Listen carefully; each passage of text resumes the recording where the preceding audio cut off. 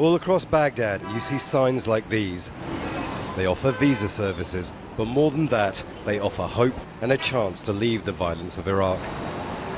Some of these agencies offer legitimate services, but there are others that operate illegally. They lure desperate people and defraud them of thousands of dollars. Mazen is one of them. He doesn't want to reveal his identity because he's afraid. I was desperate to leave Iraq, so I found a smuggler who was Swedish Iraqi.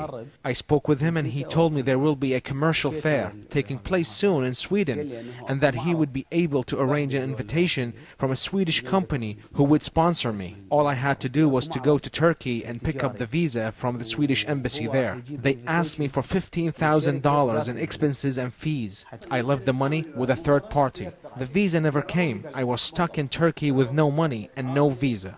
I called the third party who held my money, only to find out he is an accomplice, and told me that the smuggler knows your family and it would be easy for him to kill you, target your family, or even kidnap your son.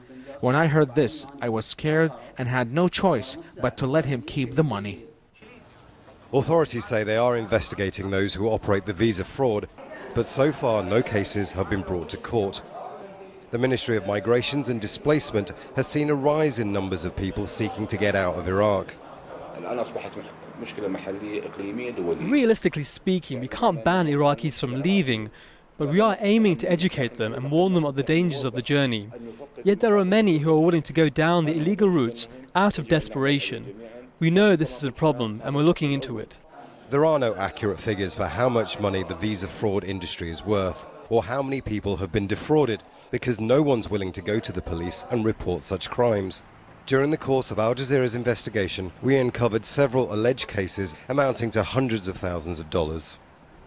It would seem there are many like Mazen who are desperate enough to pay.